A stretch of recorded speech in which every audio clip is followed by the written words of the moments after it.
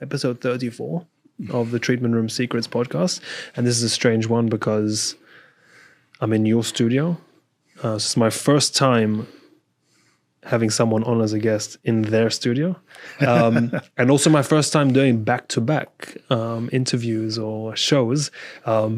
So I was excited about this the whole day. And you do have a couple of shows yourself. So we started talking about the one you do with your wife on the radio specifically. So what do you talk about there? You said medicines. Yeah, it's a local station. Yeah, and they give us half an hour. Local, and we're still here in St. Augustine. St. Augustine, local St. Augustine radio station. Yeah, see, St. Augustine sounds way better. St. Augustine? Yeah. Instead of St. Augustine? St. Augustine. St. Augustine? St. Augustine.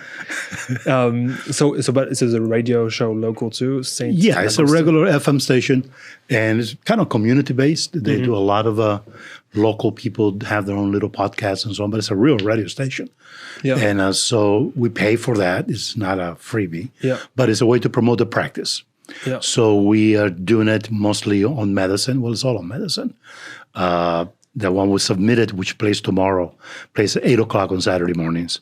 It was on blood chemistry analysis, and we went off on tangents and sidebars and vitamin D and so on and so forth. Blood chemistry analysis. Blood chemistry. I took note of that because I saw it on your website specifically. So what is blood chemistry analysis? Where does it come into play with everyday people?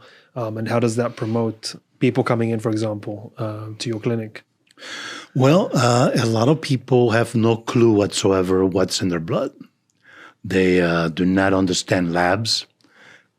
When they go to the doctor and they have their labs done, the doctor or the PA, the physician assistant, or the nurse or somebody will call them and tell them that everything is normal, everything is fine. Yeah.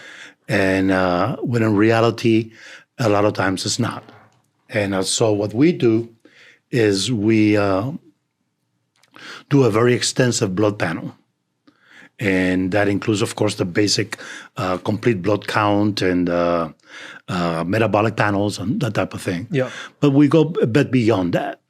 And then once we receive the results for the blood chemistry, we then analyze it and sit down with the patient, spend about an hour, 45 minutes, and go through their labs.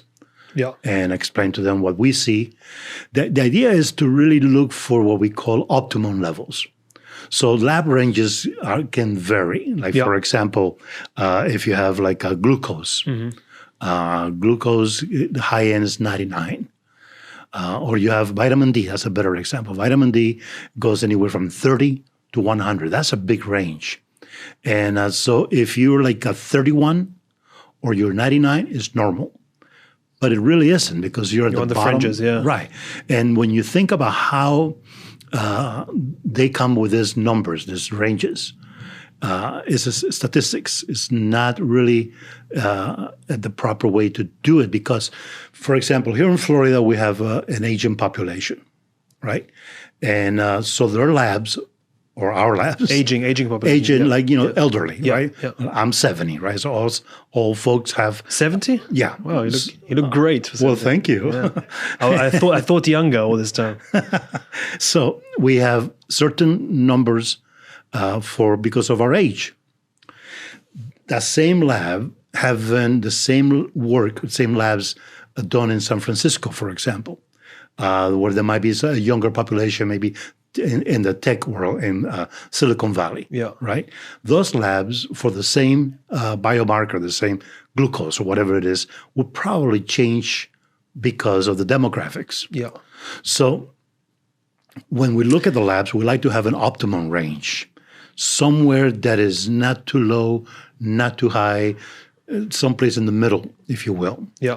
And so you're saying, like, so if a 70-year-old man gets tested, for example, in San Francisco, and his blood results by his doctor will say that he's somewhere in that range. It could be like a 99 or a 31, like you said, but he's in the range. In that range, he'll get the check mark that everything's okay. Everything is normal, and he goes home. Right. But you're saying if that, you are able to kind of maybe be more specific and condense that range. Right. A lot of the ranges that we call optimum ranges are based on research. So versus statistics, like you said. Right, exactly. So say they do a study of arbitrary numbers, say 100 men, a certain age group, and maybe they do not smoke or drink. They remove some of the variables to make sure it's an equal panel. Yeah. So that group of people that you do a study on would have, no, I'm fine, thank you, would have, what is it? Celsius. I just, because of my our little situation this morning, I didn't have time to get my cappuccino. So I'm drinking caffeinated Celsius. I'm okay, thanks. So those labs will be based more on those individuals rather than a large population of people of different ages. Mm. But so where does the research come in? Like, where does your optimum number come in? I was trying to go back to your question. Yeah. What did I ask? The research, exactly. So a lot of this research is done on a group of people, and they break them down into quartiles, right? Or 5 groups, And this group from the age of, say, 20 to 25, their labs came to be this or that or the other. 25 to 30, this and that or the other, and so on. And overall, the average of this group of people was whatever the biomarker is, 85. Yeah. That's a better way of doing it than having a population. Who goes to the doctor? Most of the time, sick folks, people who are not feeling well. So when all these lab ranges are coming from sick people, how can you really come with a good range? Because it's a population that's already alien. I see. So all those their optimum ranges are all based on people coming in and the results of the people coming in. Right. But where do you get the information from in order to dictate all the research to dictate what might be the optimum place to be on a specific variable for a man age 35, for example? How do we get to those numbers? Well, again, it is research, doing labs on a large number of people. And but is that like information available? Oh, yeah. A lot of the research that we do is really on PubMed. PubMed is the library for the National Institute of Health. Mm-hmm. And so a lot of the research there is peer review, large studies, random trials, so that's where that comes from. So it's not so much from a website of a holistic practitioner who thinks it should be that on the other. Yeah. This is based on research. And of course, a lot of it's done on mice, but a lot of it's retrospective studies, going back to a large group of cohort of people that met a certain criteria. Yeah. And so based on that, these numbers come up with. Very interesting. And so it's something you do on a, like with patients, for example, on a patient-by-patient basis? Mm-hmm. So like based on that, you get the patient history, their status, everything you need to know about them today, and then do research to see where they should be given their circumstances right now? Well, the research has already been done. I see. So and it is ongoing, of course. They're always doing research. Yeah. A lot of my information comes from mentors that I've studied with, that they've done a lot of the research themselves, and who their wisdom I trust. Yeah. And so a lot of my own numbers come from the research that has been done by them. Yeah. And some that I find myself as I research, I do my own research as well. And so the interesting thing here is that the numbers you come up with based on your research, based on your mentor's research or guidance, doesn't necessarily overlap what we see on the piece of paper when we get our blood test results back from the doctor. Exactly. Let me give you an example, which we discussed, my wife and I discussed on our podcast yesterday. Vitamin D. The lowest range is 30 nanograms per milliliter. The high end is 100. Okay. So if you're like 31, 30, and so on, doctor will say, well, that's normal. If it goes between 20 and 30, that's insufficiency of vitamin D. Below 20 is deficiency of vitamin D. So 29 is insufficient, 31 is okay. Exactly. So now, out of 100, like right, exactly, out of 100, the high end, right? So many doctors, like there's a big push for vitamin D. Everybody's vitamin D. Let's take vitamin D. Yeah. Yeah, it became also because of COVID, right? Everyone's been talking about vitamin D. Right. And vitamin D does play a role in the immune system. Yeah. Its main role, of course, is in the metabolism of calcium, right? So is it in the metabolism of calcium? Calcium, right. So if someone's vitamin D is in the 30s, the doctor may say, well, you should supplement. And doctors are happy often with a number like in the 60s, 70. Some doctors are happy if it goes higher. But the fact is that the research suggesting that the ideal number is in the mid-30s, mid-40s. That's the ideal number for vitamin D. But yet people are supplementing all the time. And one of the possible problems with supplementing excessively with vitamin D is that you may also increase your calcium levels, and as such run the risk of calcification. But what, just trying to understand. So if I'm overprescribing myself, let's say with vitamin D, why am I at risk of calcification? Because I thought the vitamin D's job is to metabolize the calcium. Is in the metabolism of calcium, but is in the process. So here's what happens. We have a gland called the parathyroid gland. It's called parathyroid, nothing to do with the thyroid gland, but it's like behind the thyroid, right? That gland, through a feedback mechanism, detects calcium levels in the blood. And if for some reason sees that the levels are not what they ought to be, it sends a signal to the kidneys, tells the kidneys, listen, we need you to take the inactive form of vitamin D, which usually resides in the liver, and I want you to take that vitamin D and make it active. The kidney says, cool, we'll do that. So it goes through this chemical process and converts it to the active form, vitamin D. Yeah. That active form travels to the intestines. In the intestines, it tells the intestines, hey, we need some calcium. Parathyroid says we need some calcium. From now on, when this person eats food that are rich in calcium, I want you to absorb as much as possible. Not just calcium, magnesium, phosphate, and so on. So that's what it does. As long as vitamin D there is knocking at the door of the intestines, it's absorbing calcium. Well, at some point, too much of a good thing is not good. Yeah. And so what happens is that, in fact, there is a test called a calcium score. And it's a hard test where they look and see if there is calcification of the arteries or the small vessels in the heart because of excess calcium. Excess calcium can calcify the arteries in the neck, the pineal gland, and so on, because it calcifies, right? That's calcium. Yeah.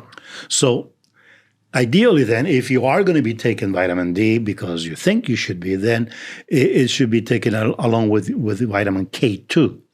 So what it does, vitamin K2 will take the calcium and deposit it in the bones where it belongs. And then the body does what it needs to do to keep its own levels right. So that's where the danger comes in with too much supplementation or people who take in both calcium and vitamin D. I see. So like me, for example, I take every day, when I remember, I take my daily vitamin that has allegedly all these things in it. In one tablet, it has the vitamin D that you need, the 100% for the day, and it has all the stuff, the vitamin C and vitamin B and everything. So can I inadvertently be doing damage to myself just by ingesting all these vitamins into my system? Well, the thing is, a lot of these vitamins are really more maintenance level.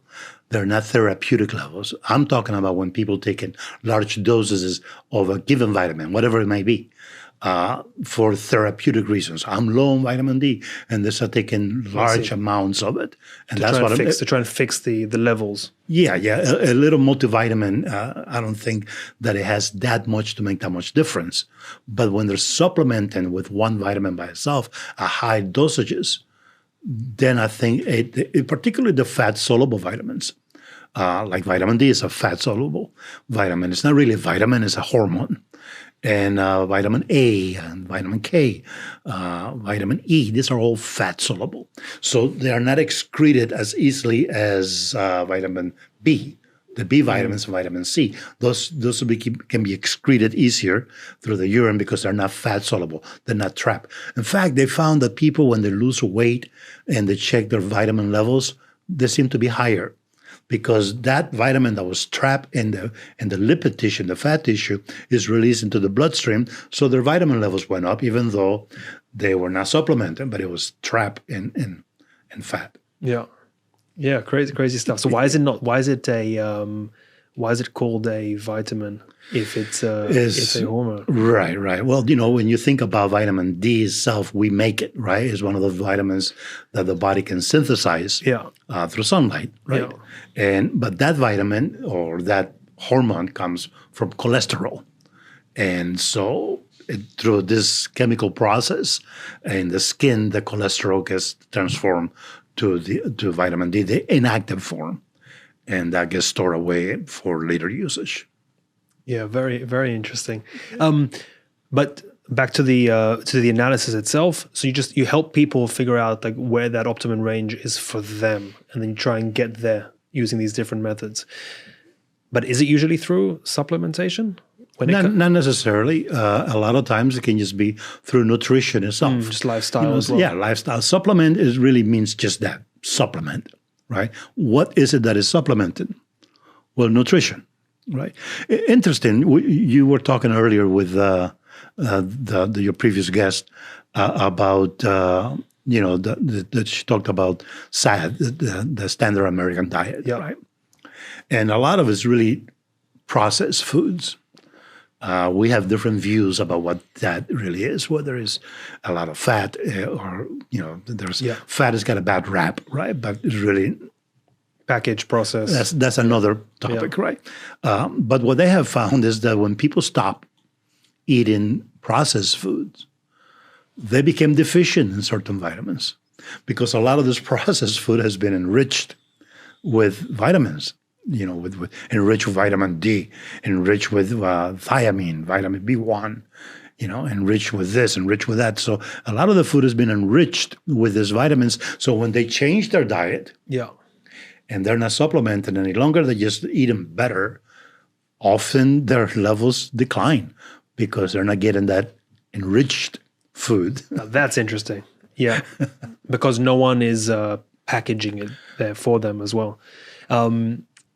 So that's when the education has to come in. So someone might be taking positive lifestyle changes, do a blood analysis. Was it a blood chemistry analysis with you, but figure out that they've been taking the right steps, but they're still maybe now more deficient in certain areas than they were previously when they were eating all these packaged processed foods. Right. You see that? It's very interesting. And that is a fact. I mean, that really does happen. Not forever. Yeah. But in the beginning, when you're making that transition from one type of diet to another, and particularly with folks that are like abstain from meat altogether, or vegetarians or vegans, like my previous guest. Right. There's really a lot of deficiencies in their chemistry, because like B12, for example. So many folks that are eating nothing but a plant-based diet are deficient in B12. We see it in the clinic. So what is it? So is vitamin D and B12 maybe the biggest ones that you see a deficiency in? I say so. I say it was not so much vitamin D. See, I've changed my thinking about vitamin D. I used to think that we need to supplement and keep it at a certain level. But based on the research... Let's preface that we're in Florida, right, as well. Right.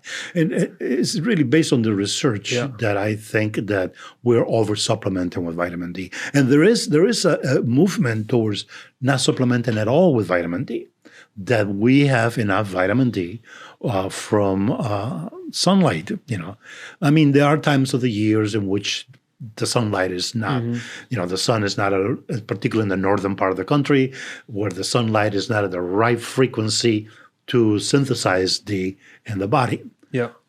So, in cases like that, then someone might need to supplement. But generally speaking, no. Very, very interesting stuff. But generally, for a person, then say that is in the sun regularly, every day, living in Florida, living somewhere where the sun frequency is good enough to synthesize in your body, do you think that you're okay? It's a good question because, the body in its own wisdom knows exactly what to do about that. Because we also, like all these things that we supplement, we produce. A lot of them we do, right, exactly. Vitamin D, case in point, right? So when you get a lot of sunlight, you're outside working a lot, you get a tan, right? You get darker. And that in itself is protective from overdose of vitamin D. So you find like folks like in Africa or dark skin or black folks or dark Hispanics, a lot of this racial folks have deficiency in vitamin D because the pigment is keeping the light from synthesizing the amount that the body may need. You see? So if you're working outside all day long, getting a lot of sunlight, the body knows how to protect it without necessarily having to put, sunscreen and stuff like that. Yeah. The body knows how to protect itself from the excess synthesis of vitamin D. But that's what they say, that you're messing with your body's processes when wearing sunglasses. Yeah, I'd say so. In terms of signaling to the body that we are outside now, working, or we are outside at the beach. I think exactly that is one of the ways that you can help people with insomnia that have sleeping problems, right? One reason is that they're not getting enough sunlight to the gland in the brain here, the pineal gland, or pineal, depends how you talk to. And that gland itself, as it sees sunlight, as it receives sunlight through the eyes, it begins to synthesize the amount of melatonin that is going to release at nighttime for us to be able to sleep. So someone that's inside a building all day long, not seeing any real sunlight, they're not going to produce enough of that to sleep better. Yeah, and so also, and people, I think, lose the point that those actions of getting sunlight at 8 a.m. will help you 12 hours later or 14 hours later, 16 hours later when you try to go to bed. Right. It's like the preparation starts when you wake up, not when you shower and eat dinner and now ready to go to sleep. Exactly. So then the other case is when we are having too much blue light, right? Sunlight is measured, in the Kelvin scale. So around 10, 11, around 5,500, like this lights, right? That's blue light. Mm-hmm. But if we have blue light at nighttime through our cell phone or television or our lights in the house, right, full spectrum lighting, well, the pineal gland thinks it's daylight. Why should we go to sleep? Yeah. Right? So if we begin to attenuate the lights at nighttime and change their temperature, right, so they're more orange kind of, color, then the body begins to say, hey, it's getting to be dark. Time to begin to release those hormones that are going to give us the good night sleep. How bad is insomnia from what you see? It's bad. It's bad. Is it getting worse? I say it is. And, it's interesting because like a lot of patients that are in a certain age group, seniors, have a hard time going to sleep. And it's not so much because they're not getting sunlight. A lot of time it's fear, am I going to wake up tomorrow? And so there's anxiety.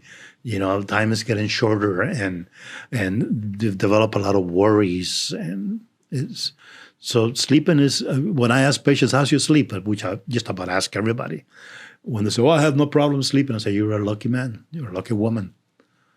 Because, if we don't get enough sleep, the body doesn't heal, doesn't repair, right? It is only during certain hours of sleep or the depth of our sleep that the brain releases a hormone that then goes to the liver, and that releases another hormone, a repair hormone, if you will, to do repair when we're sleeping.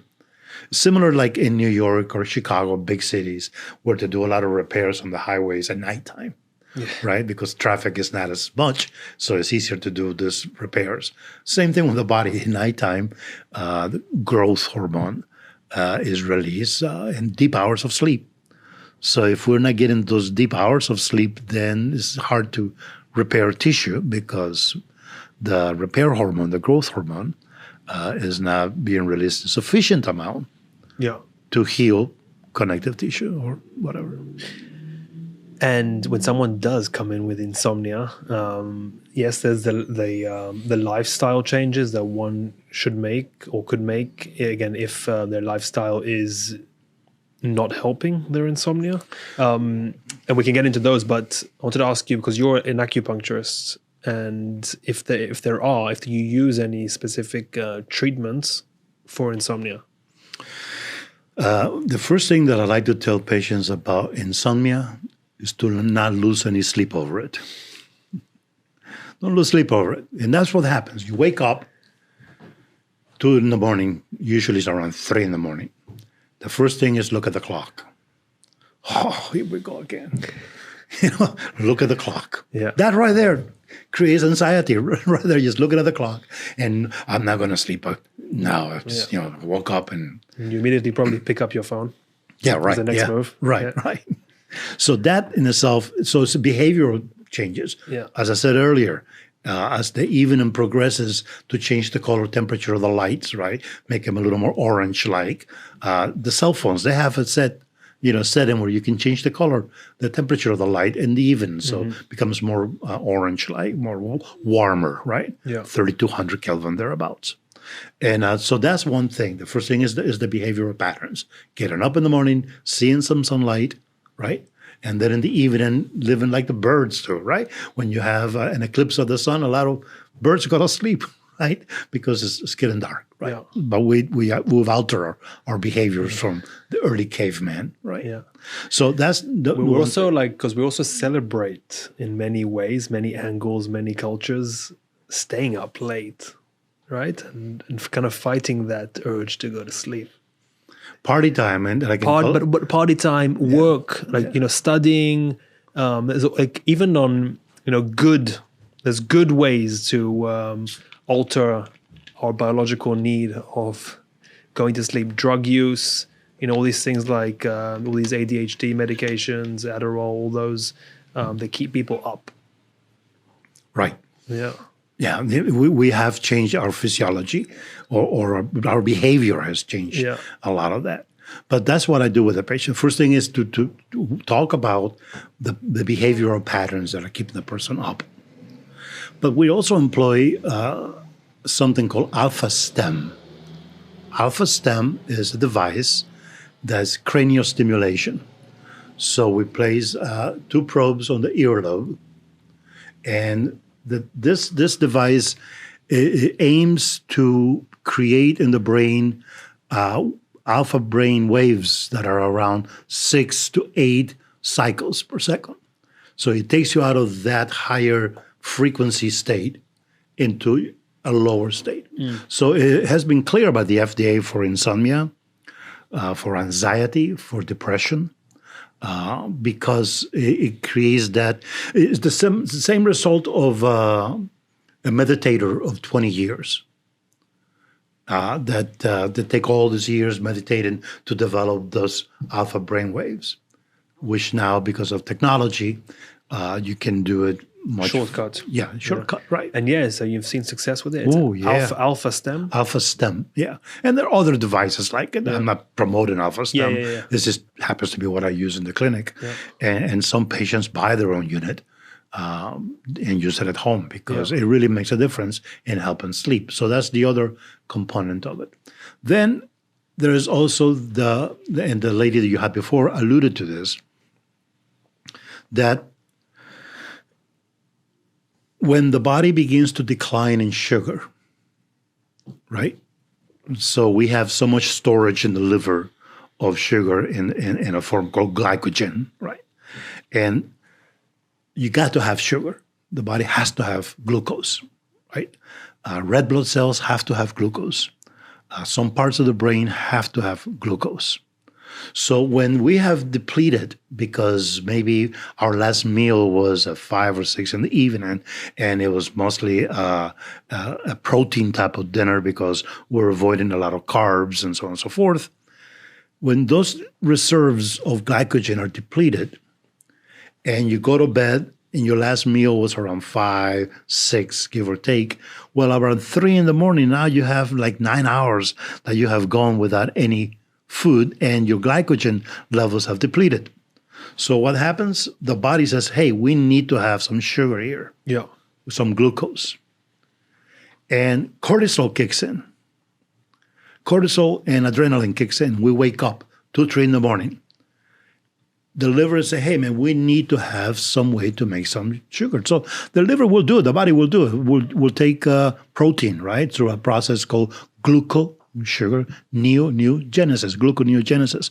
And through this process, the body will make glucose out of protein, right? But oftentimes, if the patient will have something to eat before they go to bed, like some snack with some cheese or something, not all carb, but something with some fat in it. Now the body has something to work with and doesn't have to wake the patient up, because cortisol is what wakes us up. We're in a fight or flight state. Cortisol kicks in when we're in danger, right? Yeah. So that's another modification that a person can do in order to help with sleep. Yeah. So everyone, of course, is one of the sayings that I think is silly. Everybody's different. No kidding. Yeah. But everyone is different. And so what works for this person may not necessarily work for the other. Yeah. But do you like administer any specific therapies for insomnia? Lifestyle aside, you use the Alpha Stem device? Use the Alpha Stem. I combine it. I like to use certain points in the body with acupuncture. There are points on the ear that we use. There are points that are known to have an effect on the vagus nerve. You know, the vagus nerve is everywhere, right? Thus the name vagus. Vagabond is everywhere, right? And the ear has branches that are innervated by the vagus nerve. There is a particular point called point 0. So if we stimulate point 0, either with acupuncture or laser or plant a little seed in there, or whatever, however you want to stimulate that point, that can have an effect in giving vagus nerve a tone. So that's one approach. So I do points in the ear that are known to do that. I also like to do a group of points called the 4 gates. And that is liver point on the hand, known as large intestine 4, Hagu, and then 2 points on the feet, on liver point number 3. Now, why those points? They're called the 4 gates by the Chinese, gave it that name, and they didn't know way back then why they were so effective in so many conditions.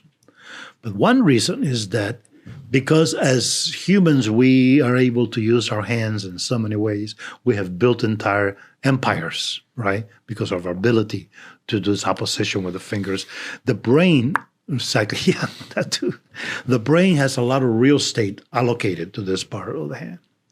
And being bipedal, the brain has allocated regions for our feet, for that part of the feet, our big toe area.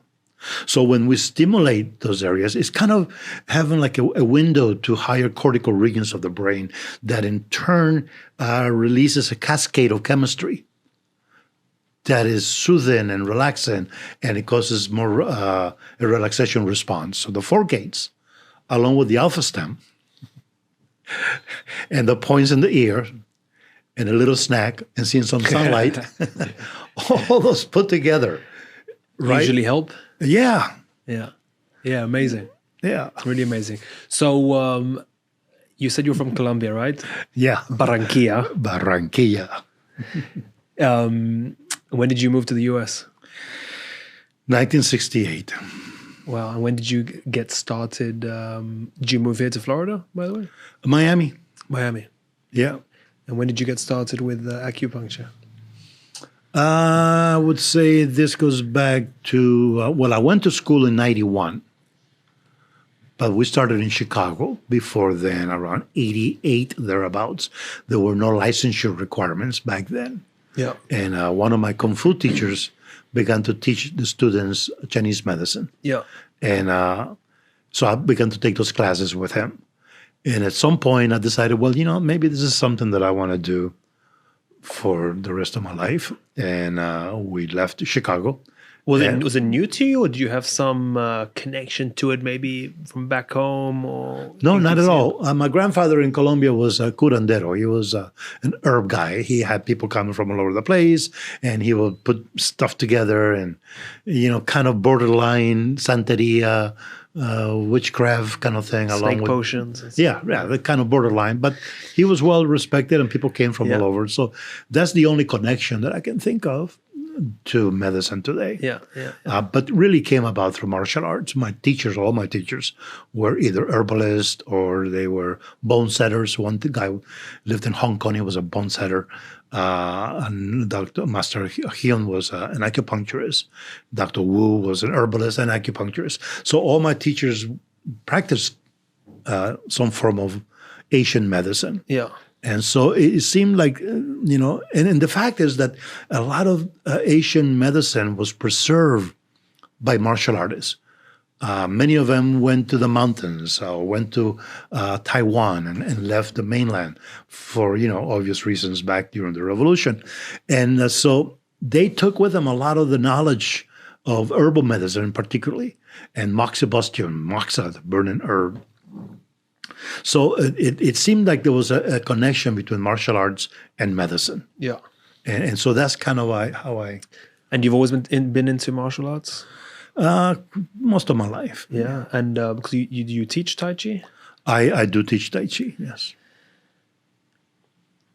How would you explain Tai Chi in a way that can maybe, sell it to people, my age, younger individual, even younger than me, growing up? Because you tell me, is it something popular? Is it something gaining more popularity or less popularity by the day? And I've heard different responses to that question, because it's something you do, it's existent. And I don't think most places I go, that I see a Tai Chi, sign in, one of the town squares, or, I get ads for Tai Chi classes, even where I live in Tel Aviv. So it's there, but I also don't know anyone in my demographic that participates. And there's good reason for that. First of all, Tai Chi is a lot of work. I assumed. Tai Chi is not easy. It's a lot of work. People have no idea. I think that anyone who wants to study martial arts, they're better off doing karate, jiu-jitsu, MMA, taekwondo, something like that, instead of Tai Chi. Because Tai Chi takes a long time. People talk about Tai Chi as a fighting art, but you see all these videos of these MMA guys who go and beat the hell out of some Tai Chi master. And then you go, well, what's wrong with that? There's something wrong with that. And there is. Because even in China today, a lot of Tai Chi has been delegated more to meditation, relaxation, health. But if you think about it, the people that really develop Tai Chi Chuan. Tai Chi itself is a philosophical construct. It's been around for a long time. But Tai Chi Chuan, the actual art itself, is not at all 1800s. The people that started this, that began to use Tai Chi as a martial art, were not that holistic themselves. So today we have Tai Chi as a form of holistic alternative therapy. Yeah, but that's not how it was. In fact, some of these guys were opium addicts. They were. There was one guy who is known to go into a whorehouse and take care of all the women in there. Ended up with diabetes, had neuropathy in his feet, but he was a hell of a fighter. You see, but at some point they took Tai Chi and they said, let's give it to the masses.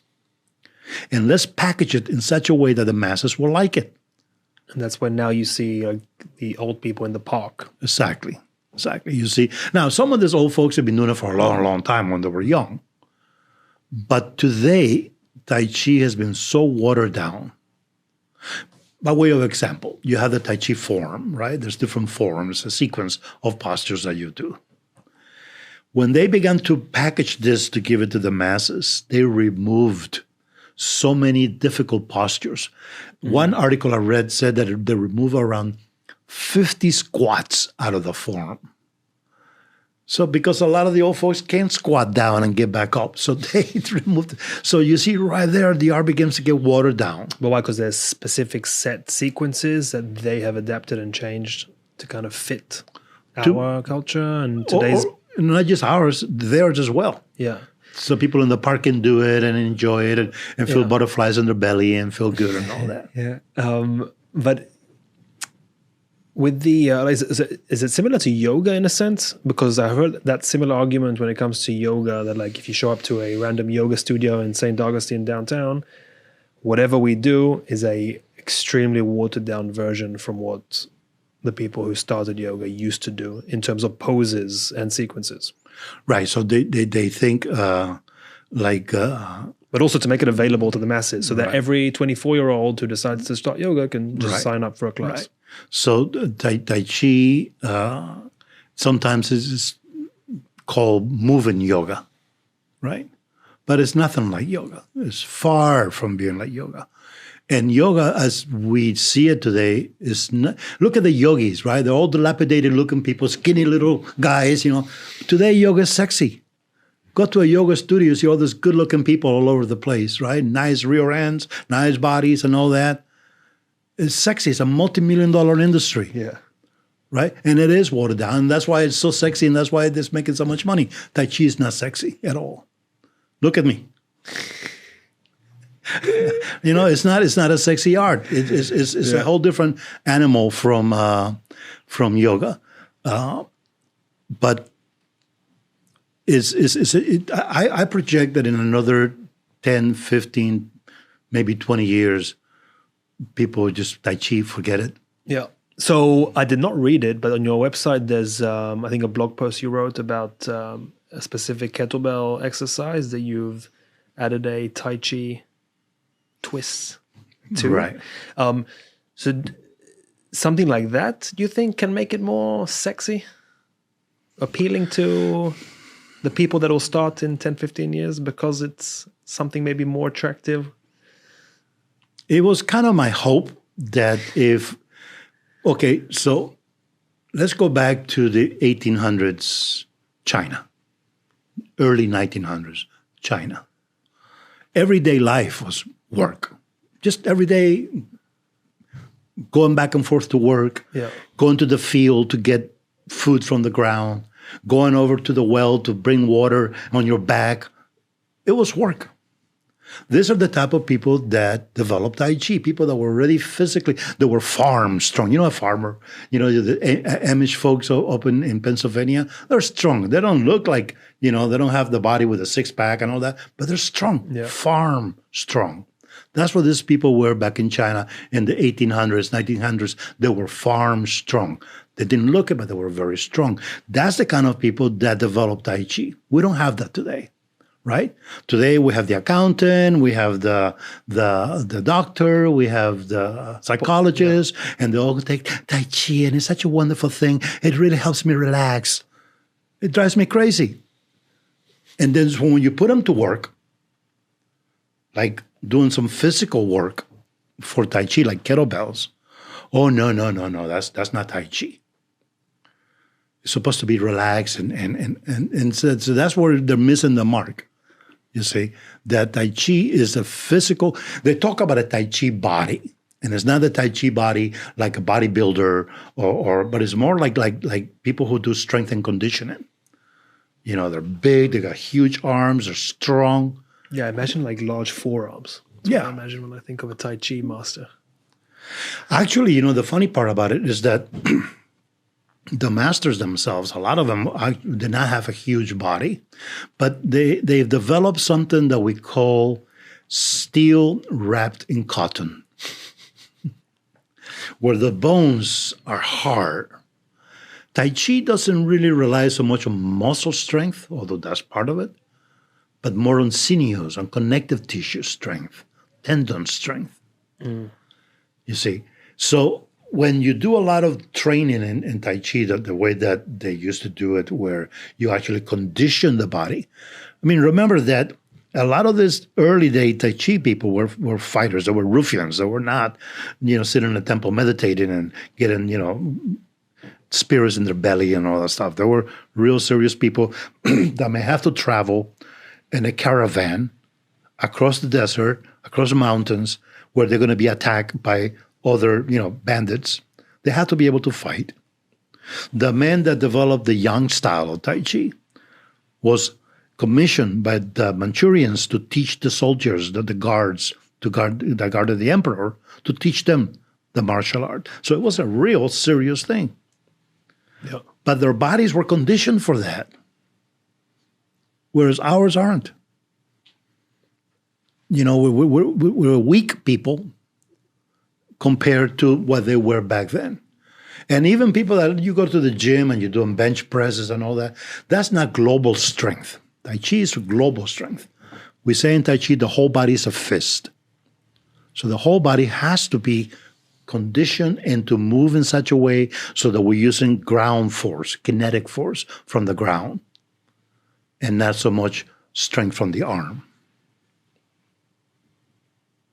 I think you made it a little bit sexier. A little bit. So you played soccer in football in Colombia.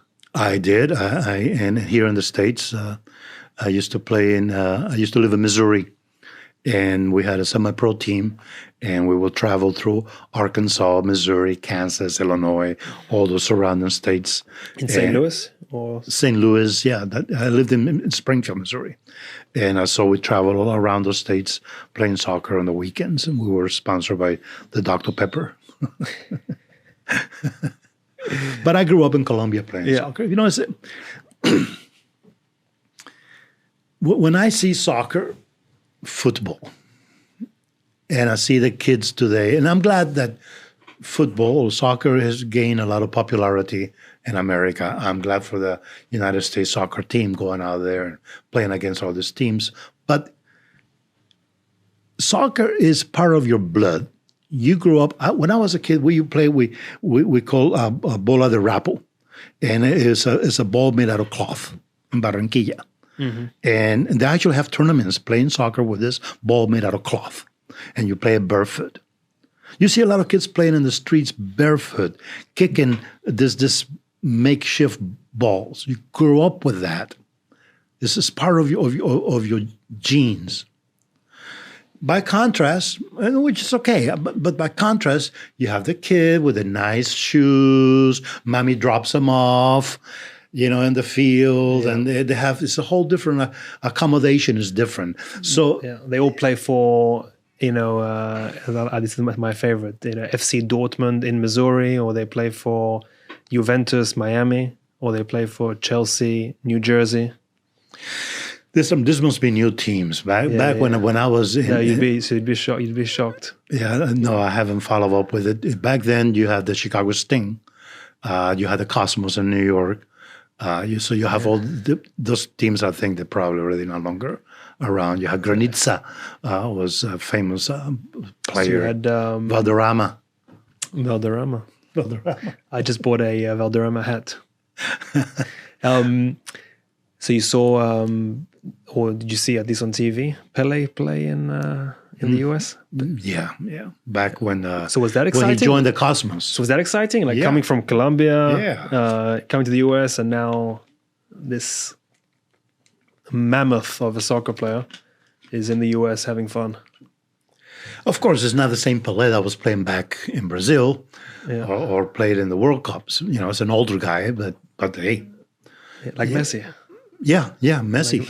Have you seen any of his goals, or are you following at all? Not lately. Yeah. I had an injury in 1979. That was my last so you game. wrote to me that, Yeah. So, it's okay, so tell me, I never played since then. Was that playing in Missouri for the second? Yeah. I think it was in Kansas someplace. And that day I decided that if I didn't make 3 goals, I was going to quit playing soccer. So I don't make 3 goals, I'm going to stop. What position did you play? Right wing. So I had made 2 goals already. And I am getting ready to do my 3rd goal. I knew I was going to make this one. And the goalkeeper thought he was playing American football. And he tackled me. And, soccer shoes have cleats. The American goalies have way too much Pride.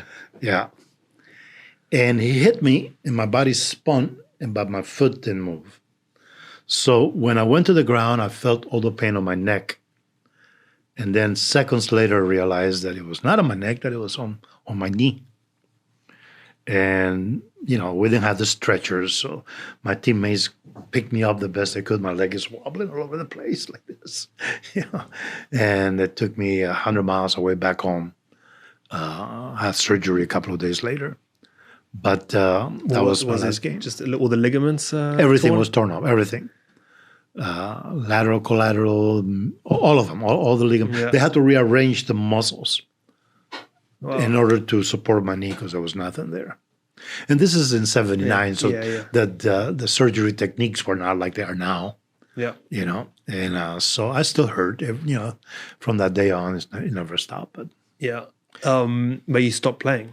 I had to. I couldn't. I'm competitive, and I had to stop playing racquetball. I used to love racquetball, so I had to stop playing that. And in soccer, football, that was. So did that ever stop hurting? Stopping to play? Oh, I love to play again, but I can't. And do you follow soccer at all? I only watch the World Cup. But Colombia, do you get excited over Colombia only? No. Of course, if Colombia's in the World Cup, I watch it. No, soccer, football is poetry, right? It's poetry in motion. It's just a beautiful, and the problem. So you appreciate it. You still appreciate the game. To appreciate it, you have to understand what's going on. So, like in here in our country here, football, American football, right? Yeah. You take the ball, touchdown. How many points you get? 6, right? And then you get one more point by kicking the ball through the post, right? Empty the field goal, right? Now you got 7 points. See, we're point crazy, point centric. The more points, the better. Basketball, you end up with a basketball game, you got all these numbers in there, right? Soccer, you can play a whole game 1-0. Yeah. Because we're not looking at the score. Of course, you want to see the score. You want to see your team win, even if it's by 1 goal. Yeah. But it's all the interaction that takes place during that 90 minutes of playing between those two guys, those two teams, and so much goes on that people miss because they're looking for the score. They want a high score. And that's why we have that here. We have football. Why give the team 6 points? Why not just 1 point? Want to give an extra point for the kick? Good, 2 points. No, it has to be 6. Yeah. It's ridiculous. So back to your point, originally you said that like soccer was in your blood, is in the blood of many people outside of America culturally. But do you think it's because maybe it's all people have? Like when you're a child and you don't have TV, you don't have a phone, like we spoke, we have to get your hands dirty outside. Like what else are you supposed to do? You discover a sport, you discover, let's say, soccer. Soccer is an easy one to, it's way easier to turn a cotton ball into, or what? No, don't know what did you use? What was it you said? You wrapped cloth. Oh, cloth. Ball of wrap. So, I mean, that's easier to set up a soccer game with a ball of cloth than an American football game. Maybe not actually, because you can just carry the piece of cloth. Right. But you discover a sport, and through that you discover your life. Really, I think that's a good point. I think that the economical condition lends games like soccer to become more popular because, again, no television. Yeah. But we used to play baseball with Coca-Cola caps in Barranquilla. So you gather all these caps from Coca-Colas and you pitch them. And the guy has a broomstick and hits it. And we play with that. It was like baseball, but with Coca-Cola caps. Yeah. So you make do as much as you can. So when you have, I remember years ago, I went to see the Little Leagues, baseball Little Leagues, and I think it was Costa Rica won that year. But when you grow up playing with Coca-Cola caps and a broomstick, when you actually get to play the real stuff, you already have it in your blood. You grew up with that. Yeah. Same thing with the football. Mm-hmm. So, but I think the socioeconomical aspect is true. I think you're on point there that a lot of it has to do with you go outside and play. And plus, our parents will throw us out of the house. Get your ass out there and play. Yeah. Go out. But even now, like people in the lower socioeconomic statuses, they still, it's still everyone has a phone, or everyone has an iPad, or access to an iPad, or access to headphones, or access to YouTube, and that's where we're spending most of our time.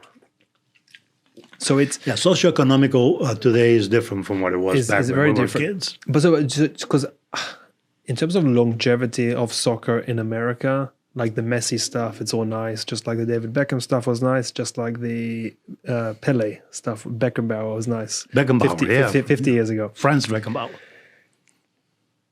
But in terms of longevity, the fans. It's not in the. It's definitely not in the blood of the fans, and you can see it by the songs that they sing in the games. Even when the stadium is full, you can see it by the reactions. You can see it by the celebrations. You can see it by the heartbreak, if even existent. It's a very different heartbreak when you see an 84-year-old man like crying in the stands of Boca Juniors because they just lost an important game, versus someone who's leaving 7 minutes early to avoid traffic on the way out. Because there's more important things in life, which I agree with. But then there is that dissonance of trying to create something that's just not in the blood.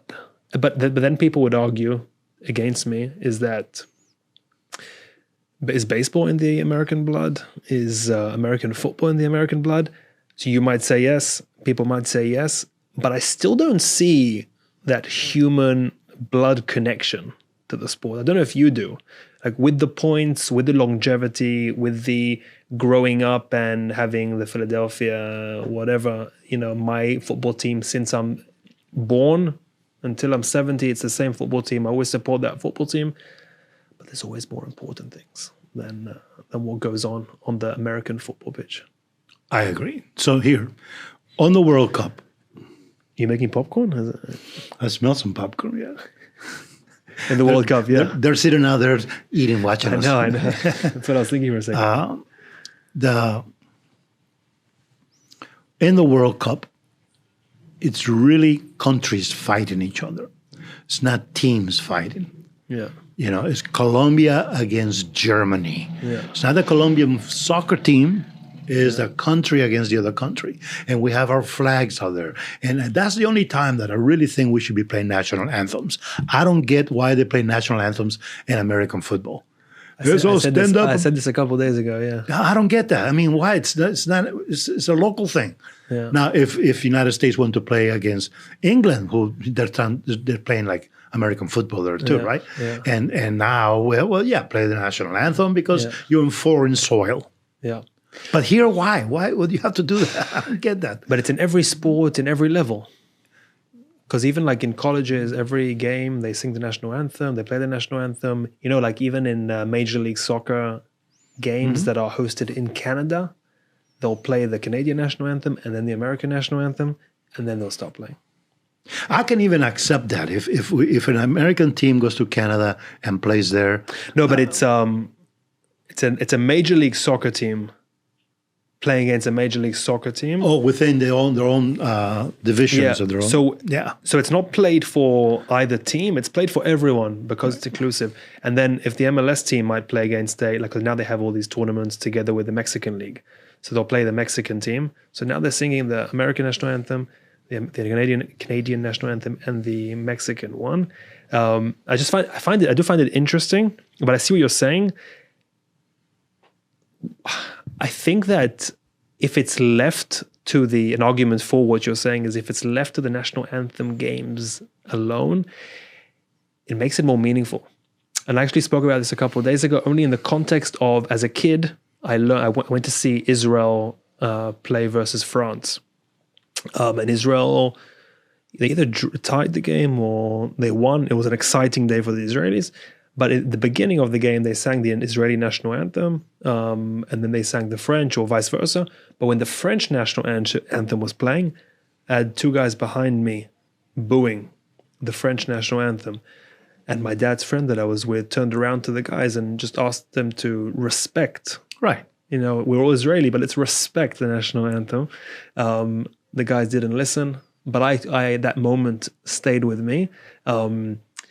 Just more A is the maybe kindness and maturity of my dad's friend, but the maybe more interesting point that stuck with me is the anger that these guys felt that we had to boo the other nation, not the other soccer team, because when the players were playing, they were fine, but to boo the nation.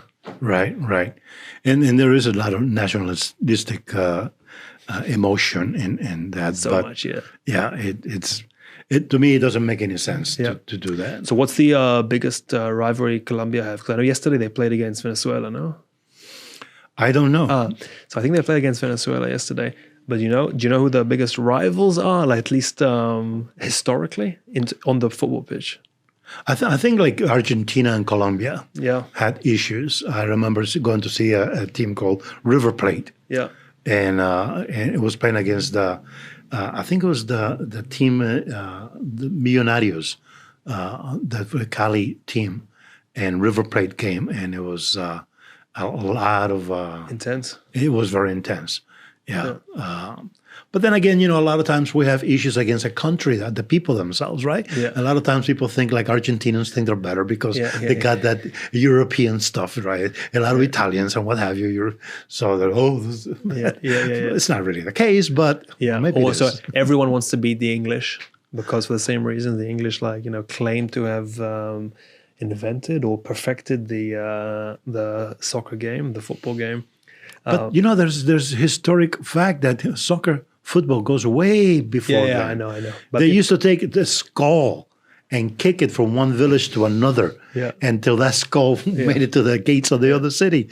And they were killing each other, kicking a skull. There's so many. I read a book once on the history of soccer, football. It went through so many variations and iterations like it still is. But all the time. So I'm not claiming that the English invented it, but there's that people like the English like to think that it stemmed in England. That's why they're so good at it. I think what we have to remember though, if your team wins, do not kiss the woman of the team. Good idea. Because that's going to cause you a lot of problems. Good idea. Better to just lift the trophy. I can't believe they're making such a. Oh no, I won't go there. Yeah. But the English women at least are bringing pride to English football for the first time in a long time for English football fans. I wanted to ask you about your playing career. So how long did you play for? In those semi-pro years? About 2 years. Oh, so it was 2 years, and since then you haven't played ever, like nothing at all. I never played again. Right? And racquetball as well. You gave up completely. Cannot play it. I can't. I can make the quick turns. Yeah. My knee won't hold that. Yeah. And what is it? Did they take a graft from different areas and replace your ligaments, or no? They took the muscles and the tendons and wrap it around. I'll show you my knee later. It's huge, and it's been like that for many years.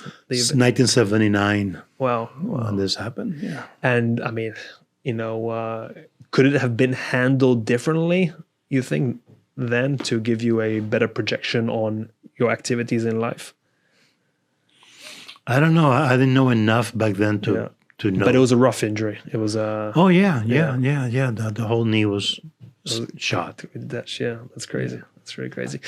So back to acupuncture.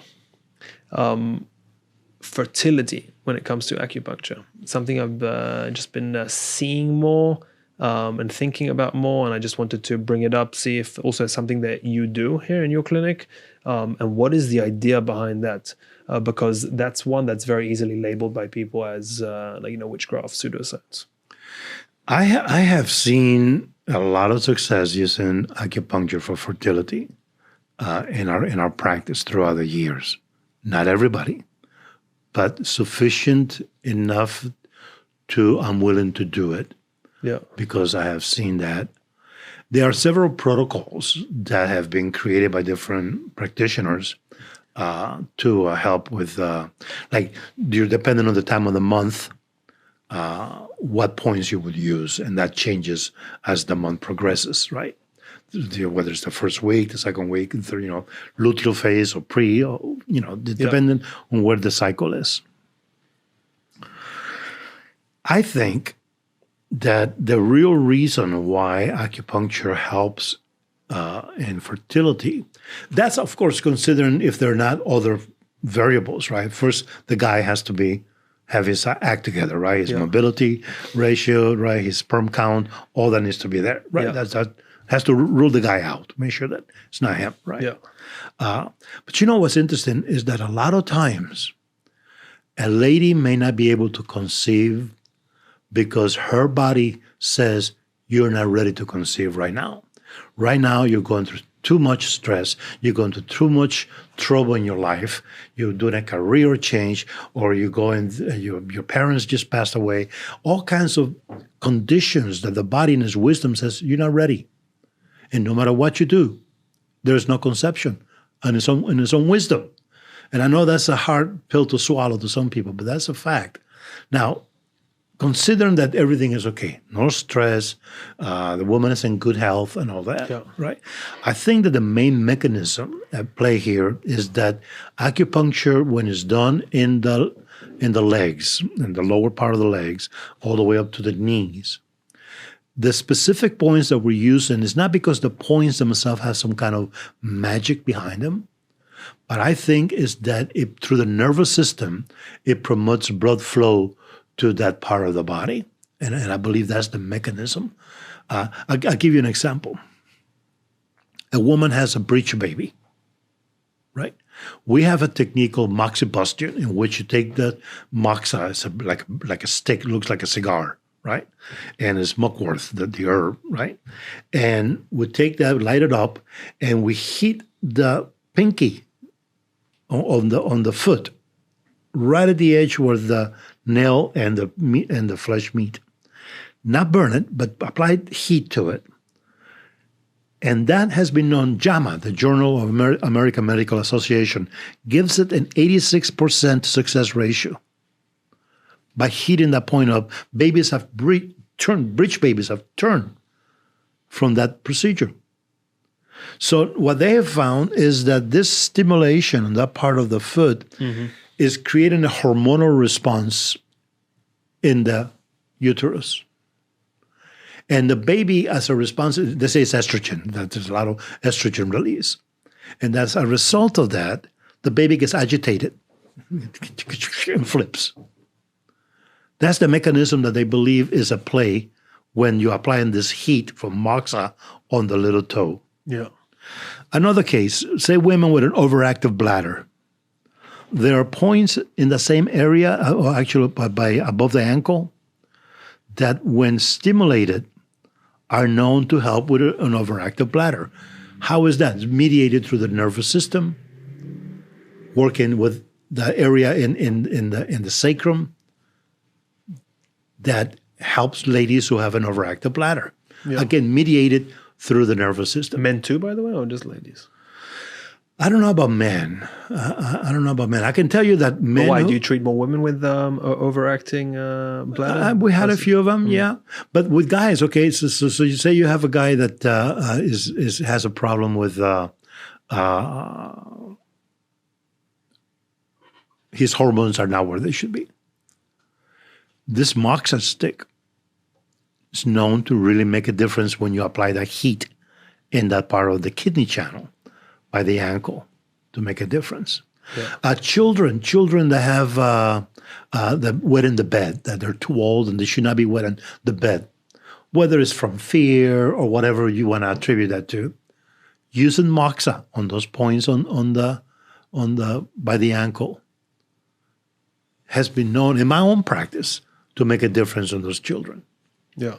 So back to the fertility, I believe that is mediated again through the nervous system that is in turn creating some type of reaction, hormonal reaction to that part of the body and facilitating conception. So I've spoken about this before on the podcast because, again, as we started this podcast and as episodes started flying in and we kept recording, in the progress of it, I went to see my first ever, I guess, acupuncturist or Chinese healer back home, And for me, it was an eye-opening experience because I've never seen someone like yourself on my own, like for myself.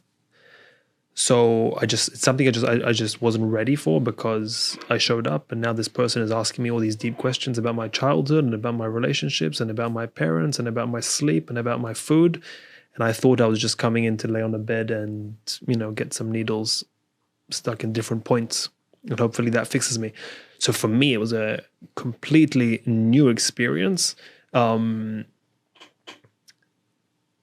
do you approach that with people, especially people that maybe, can correct me if I'm wrong, but I hear a lot about, people more accepting to alternative therapies, acupuncture, that type of thing, when they need to search for alternative therapies, when certain things that they thought would work don't work anymore, or just don't work to solve the problem that they have now, they start looking elsewhere, they land in your clinic.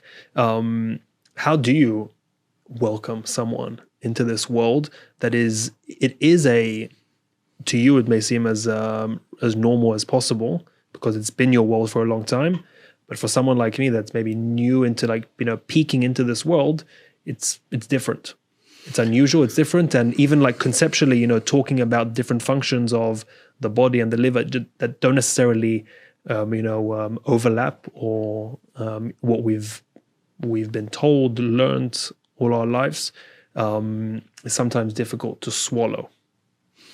I don't think that I am like your average acupuncturist. I was trained the Chinese way in acupuncture. I have Japanese influence as well from studying shiatsu, Japanese acupressure. And I do believe that it's important to look at the tongue and feel the pulse and all that. But I don't really, the only time that I really do all of that, if I'm going to prescribe herbal formulas, I do think you need to have a feeling of what's going on inside the patient, because now they're ingesting something that could cause harm if it's not properly prescribed. So in those cases, I think you do need to look at the tongue, feel the pulse, get a feel of what's going on inside the patient. But for acupuncture, I don't think so. And I know this is controversial, a lot of acupuncturists want to go through this whole show. I hate to use the word show, but performance. Yeah, this little performance and going back to the childhood thing. And they ask you what's your favorite color and what's your favorite taste. And if you say that your favorite taste is sweet, then it's the spleen, the problem. And if your favorite color is green, then it's the liver. And I don't go by any of that, to be honest with you. People come to me because of pain primarily, but I'm more into functional medicine. That's really more the direction that my practice has evolved through years. And acupuncture is just one aspect of it. I'm more into blood chemistry and acupuncture as an adjunct, or herbal medicine as an adjunct to functional medicine. And not so much going back 2 hours. Like a lot of times you go to the acupuncturist and you spend a whole hour. Some acupuncturists pride themselves in that, well, we spend 2 hours with every patient because we're holistic and we want to get to the root of the problem. And they go through all this. I think it's unnecessary. Some patients, when they go to another acupuncturist and they come to me and they're out the door in 30 minutes or 40 minutes, they feel they were ripped off because the previous acupuncturist spent 2 hours with them. It's usually some practitioners, I won't mention genders, practitioners who just want to chat and laugh and giggle and go through all of this jive that I think is unnecessary. So when in my practice, most of my patients are out the door.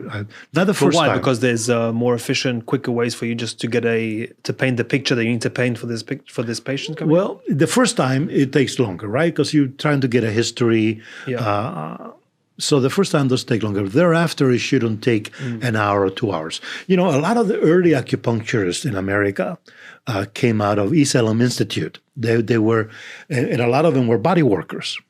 So in body work, you start with the back or the front, and you do this, you do the legs, and then you turn the client over and you do the front of the body and so on and so forth. You got the mellow music playing, you got the little, flowers, and you got all this nice ambience, right? And that's great. That's conducive to relaxation. I get that. But when the study acupuncture, now they're taking the same model and bring it to acupuncture. So the patient lays on their stomach and they have the needles in the back, and then they take the needles out, turn over, and we're going to do this channels and this, and they do all these points in the front. And next thing you know, you're there for a freaking hour or longer. Got all these needles in you. It's not necessary. There's research that has shown that through functional MRIs, that the brain stops firing after stimulation with a needle. 28, 30 minutes is done, unless you stimulate it again. Yeah. There's no need for an hour-long thing. Yeah. So just because you threw it into my mind now, dry needling. Over there, did you use dry needling methods? Yeah. And does that differ in terms of the length that you maybe spend with the patient? Because over there, won't you be looking to re-stimulate the certain areas that you're treating? You mean the dry needling? Yeah. Dry needling is an interesting topic, one of much contention. Florida, just last couple of years, made it so physical therapists can practice dry needling. Prior to that, you had to be an acupuncturist. You couldn't do dry needling. Now dry needling is a big term. I've been trained in dry needling. I went to myopain seminars in Maryland. I did an entire program. Great stuff. But the question is dry needling the same as acupuncture? So the physical therapists say, no, it's not the same as acupuncture. It's different. Why? Well, an acupuncture profession has shot itself on the foot. Because when they go before the judge, say there's a lawsuit and they want to see what the judge says if they can practice dry needling or not. The physical therapists, Your Honor, the acupuncturists, they are doing something different. They are putting needles in certain points in the body for the stimulation of qi, the flow of qi, the flow of energy. We're not doing that. We're putting needles in certain points to release trigger points. There's a whole world difference. The judge says, you're right. It's two different things. You're doing it to promote qi. These guys are doing it to loosen up trigger points. So as a consequence of that, acupuncturists have lost ground in this battle because of the language that has been used to form our laws, our practice acts. When it comes right down to it, we're both using the same tool, a filiform needle. Now, I think that sometimes we need to look at the similarities and the differences. The similarities is that we're using the same tool, we're piercing the same body. Yeah. However, in acupuncture school, you don't learn all of this. You don't learn a lot of palpation that's required to identify a trigger point. We say, if you press here and it hurts, that's called an archer point. That's like a trigger point, but that's not quite true. I can press anywhere in your body and make it hurt. Is that going to be an archer point? Is it going to be a trigger point? No. You have to have certain skills in palpating in order to identify the trigger point. Once it's found, then you go about dealing with it. So where does the word dry needle come from? Do you know? No. Okay. So going back to Janet Travell, she was the physician for John Kennedy. She was a cardiologist. And according to Bobby Kennedy, his brother would have never become president if it wasn't for Janet Travell helping him with back pain, because he suffered with back pain. But Travell was a cardiologist, and she began to see patients that were coming with chest pain that they didn't have any heart problems. Instead, as she palpated, she began to find these trigger points that would refer in pain to the heart area. So she would take a hypodermic needle and she will have saline solution in it or something inside of it, like maybe lidocaine or saline. And she will inject the area that she found the trigger point with this solution, and that will release the trigger point. She will follow up with what's known as stretch. She will spray this cold spray on the patient and then stretch it. Yeah. So that was her technique. Meantime, in the Czech Republic, Karl Levitt and Vladimir Janda, these guys in the Czech Republic, they were physicians, they found out that you did not have to have a solution in the needle, that just the needle in the area where the trigger point is would actually cause a twitch response.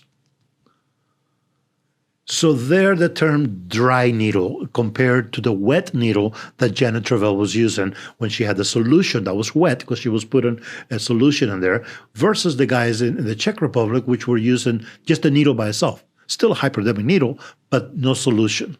So this is dry needle, that was wet needle. Fast forward to today, the term dry needle continues, which is acupuncture is dry. We don't have anything in the needle. It's a filiform needle. It's a solid needle. So they're both really dry needle. The difference lies in the terminology and also in the identification of the trigger points. Sadly, a lot of my peers lack palpating skills. The only palpating that they learn in school is really pulse, but not really palpating tissue to find that taut band of connective tissue, of muscle tissue, and then identifying the trigger point and then going about releasing that. Yeah. So when somebody calls me and they says, you do dry needle? Well, yes, I do. I've been training dry needle by perhaps the most famous company in the world, as far as I'm concerned, Myopain Seminar. But also as an acupuncturist, I've been palpating for a long, long time, coming from a shiatsu background. Palpation is key. So it's a touchy subject because a lot of acupuncturists are fighting for the little turf. Florida made it legal. I haven't lost business because of that. In fact, I have physical therapists who practice dry needle who refer patients to me. And because it's a combination. Now, a lot of them are doing really acupuncture. Dry needling, the way that it should be done is really you insert the needle, you find the trigger point, you take the needle out. Done. A lot of them are leaving the needle in, so they're doing needle retention. A lot of them are doing needles apart, distal from the area. That's now you go into the acupuncture field. With a physical therapy license with limited amount of training in acupuncture, but they're doing acupuncture basically. And now they're doing electrical stimulation on the dry needles, which is part of what acupuncturists have been doing for a long time. But I don't care. I mean, as long as what's important is safety. Yeah. That's really the key. But do you think that those the professions of an acupuncturist and dry needlist will always stay separate, or will it eventually find its common ground when speaking to the judge? I think that it's going to stay separate because primarily it's physical therapists, chiropractors that are doing dry needling. See, what makes acupuncture? I don't think dry needle and acupuncture are the same thing. The idea, they're saying that if you insert the needle, that's acupuncture. That's not acupuncture. If you really want to define acupuncture, then you have to really look at the tenets, the doctrine that makes acupuncture. Yeah. You're not, just because you put a needle, that doesn't make it acupuncture. It's like you go to the health food store and you have bellyache, you have diarrhea, and the person there goes, well, most of our clients use this. Does that make the person an herbalist? No. Any more than somebody put a needle in your body makes them an acupuncturist. There is a theory behind acupuncture, especially if you go to classical acupuncture. The acupuncture that we practice today, that we're all trained in, is really more of an herbal-based type of acupuncture. We have stomach 36 is similar to an herb called Dangshan or Huangqi astragalus. So a lot of the points have the attributes of herbs. Prior to that, it was classical acupuncture. It was not similar to herbology. So so that's what we talk, using different channels, 8 extra channels and so on. Yeah. It's a different philosophy, if you will. Back to martial arts. Just so I don't forget. So with Tai Chi, do you still teach, you said? Yeah. And do you practice? Yeah. And any other martial arts that because you mentioned Kung Fu earlier as well. Right. So you have there's a division in what they call the internal arts and the external arts. It depends who you talk to what that means. Yeah. Some people say the internal arts are the arts that are internal to China. They're from China itself. They're not from Japan. They're not from Korea. The internal arts are arts that originated in China. Others will say that the internal arts are different because they rely on internal energy. They're not external. There's no external body conditioning. There's not like hard training and so on. It's more breathing and relaxation and inner energy work. Yeah. I don't think that's what the internal really means. But there is something different, though, in that the internal arts are really working more with connective tissue, not so much muscle, although that's part of it. So the internal arts, the main internal arts in China are Xingyi, Bagua, and Tai Chi. Of the three, and there are others, there's Bichuan and Yichuan. Yichuan is a wonderful art. Of all of them, some consider Tai Chi to be, like there's a guy, he's dead now, Hong Yixian. He used to say that you start with Xingyi, and that's like high school. Then you move to Bagua, that's like college. And then you move to Tai Chi, and that's your PhD. So he would not teach beginners Tai Chi because that was too advanced. Today, you pick up Tai Chi anywhere. You see the difference? So in his view, you needed all this physical training before you went to a much more sophisticated system. You see? So yes, I practice Xingyi. I learned Xingyi. Not do so much Bagua, but more. So did you follow those steps of going through those other internal arts before jumping into Tai Chi? Well, I already had 18 years of Hapkido, a Korean martial art, before I went to Tai Chi. I already been studying Hapkido. I had some Kenpo, some Taekwondo, some external arts. Yeah. Before I went to Tai Chi. I didn't go to Tai Chi seeking internal arts. There was a girl that I liked, and she invited me to Tai Chi. So I'll go to Tai Chi, sure. And of course, she went her way, and I stayed with Tai Chi. That's how I came to Tai Chi. That's very funny. Yeah, but so it wasn't because of, So yeah, it doesn't matter what drives you there. It's as long as you you stick with it. Yeah, and I did. Yeah, amazing. But so there is a sequence in training. Yeah. Tai Chi properly taught should never be taught to a beginner. Many masters will not take a beginner and teach them Tai Chi. You should first start with something called Jibin Gong, which are basic body exercises. There's a set that we call silk reeling cocoon that you learn first. There's another set I teach called celestial stem that you learn first. You learn all these exercises, repetitive exercises, before you actually begin to learn Tai Chi form, the actual sequence of postures. And before you do that, you practice something called Deng Shi, which is standing, holding a posture. You take a posture and you just hold it. Just hold it. Don't move. Hold it. The teacher will come in, and if your thumb is like this, he might relax it, but you hold the posture for a long time. Sometimes, like, you can do an entire form, holding each posture for 7 breaths. At first, it's easy. But after you're doing this for 10, 15 postures and you're holding that still for 7 breaths, you begin to feel that. Yeah. So what do you think the psychological benefit is to those things? Because, again, not sexy at all, especially as it's very different to all the sexy stuff that does sell nowadays. You know, the HIIT workouts, the quick 20-minute cardio workout, the 15-minute circuit, all those things that are painful, very painful, but quick. Right. What do you think that gives you, the ability to go through a whole sequence of slow 7 breaths without moving? Well, you wouldn't start that way. I see. No, because so I understand, but even because also in yoga, and I do practice yoga, again, holding a position, even something simple downward dog, right? When you're holding it for 7 breaths, right? It's also like you start shaking. Yeah, it's very difficult, and you do start feeling, I've heard teachers define it as emotions. I don't know if it's emotions, but you definitely start feeling like heat building inside you, and you almost like feeling restless, and you just want to get out of this pose, and you just want to breathe quicker so you can complete those 7 breaths in a shorter amount of time. What do you think that gives you? Pain. It gives you pain. I think that, pain is a lot of teachers will say, well, if it doesn't hurt, you're not doing it right. I think there's a difference between pain and muscle that begins to become exhausted.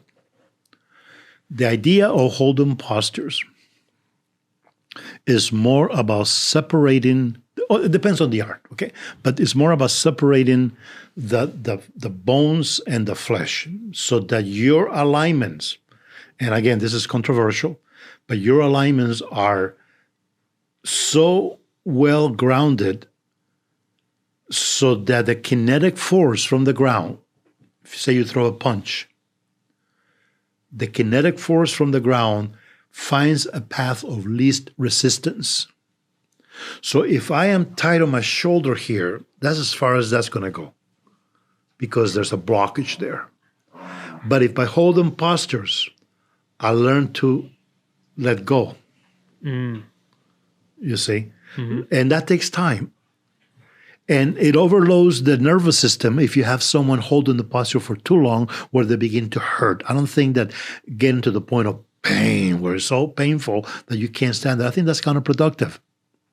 There is a point in which you go, okay, time to stop.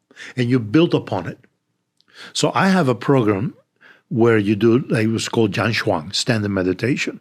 And my students in Delaware, when I used to teach there, will hold this posture for 40 minutes without moving. But they started with 5 minutes. I made a CD. This CD has real mellow music in the background, but every 5 minutes there's a gong. Boom. 10 minutes, there's 2 gongs. Boom, boom, and so on, all the way to 8 gongs, 40 minutes. Yeah. And you start with 5 minutes every day for a week. Yeah. Every day, 5 minutes. You can do 5 minutes. Then your body gets accustomed, and the teacher has helped you get aligned properly because pain comes because we're misaligned. The muscles are trying to hold you in a position that is not congruent to gravity. Then the next week, after correction from the teacher, your chin is too much this way, you need to bring it in, what have you. Another 5 minutes. Now you're 10 minutes.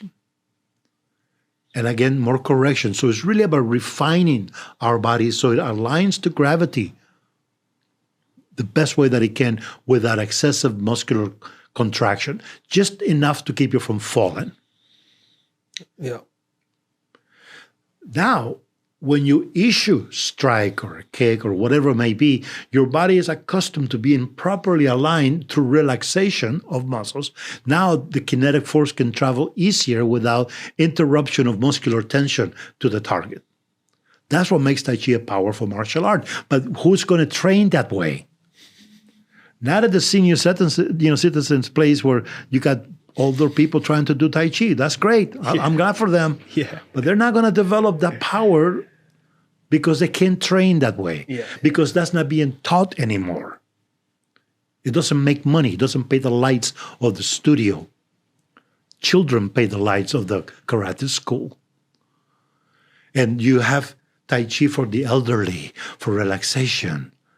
So therefore, the art is becoming watered down, and eventually it'll just be another, I don't know what it'll be. It won't be Tai Chi. Yeah. Because remember, it's called Tai Chi Chuan. Chuan means fist. Pugilism, boxing. Tai Chi boxing. But it's not because of all these techniques that Tai Chi has. People say, oh, well, you're going to use that Tai Chi technique. No, you cannot use Tai Chi technique. You get your ass kicked just like those guys in China. Those masters get themselves kicked and beat up because they're going to try to use some type of posture that doesn't work. The postures are meant to align the body properly through relaxation to the ground so that when you do deliver a strike or elbow, whatever you're doing, it's coming pure power from the ground to the end target, whatever that may be. That takes time. It does take time. Also in yoga too, it takes time. Also understanding to use the ground takes time. Like sinking into versus getting energy from the ground. And it's very difficult to learn, I think, that concept. And it's also difficult to stick to it and keep implementing.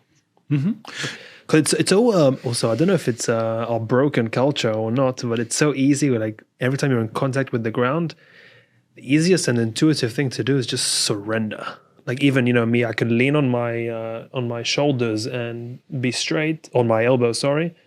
But my intuitive thing to do is collapse into it.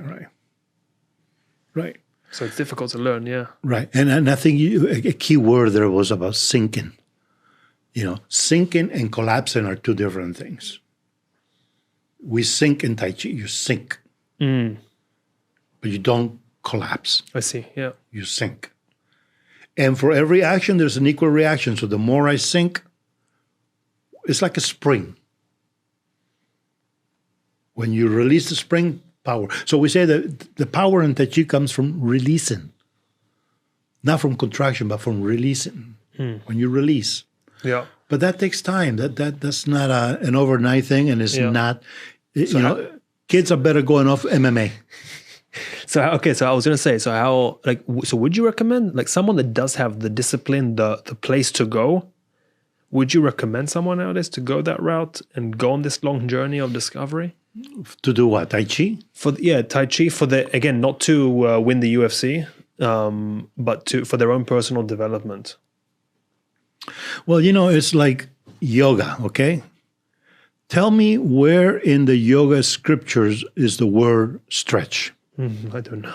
There isn't. Probably doesn't exist, yeah. It doesn't. Right? It's not about stretching. Tai Chi is not about relaxing.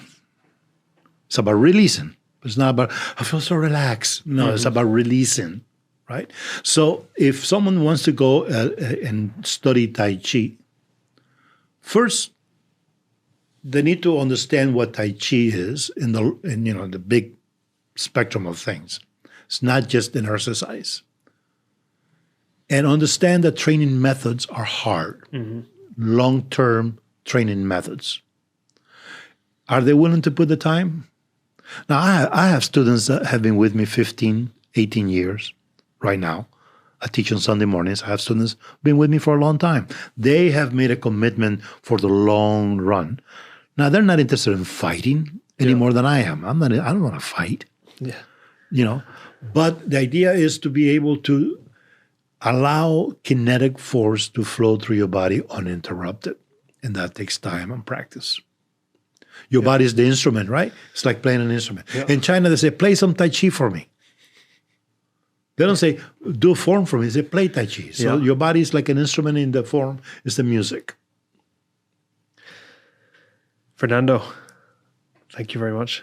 Thank you. Thank you for hosting me in your studio and letting me interview you. Well, thank you. I appreciate it. Yeah, super fun. Looking forward to get to know you more. And again, I found you by accident, really looking for a podcast studio, which is great. Was it on Google? You did a Google search? I assume, I don't even remember, but I assume that's how I got to you.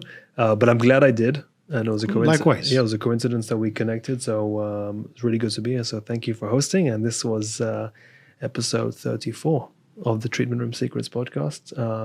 So it's awesome to speak to you, and hopefully we can speak again. I look forward to in the future. Hopefully I know more about Tai Chi, and maybe I'll be more passionate about my yoga, and I'll be able to speak like you speak of Tai Chi. Tai Chi about my yoga. Thank you. Thank you very much. My pleasure. If you liked this video and you want to see more, make sure to subscribe below and don't forget to hit the notification button.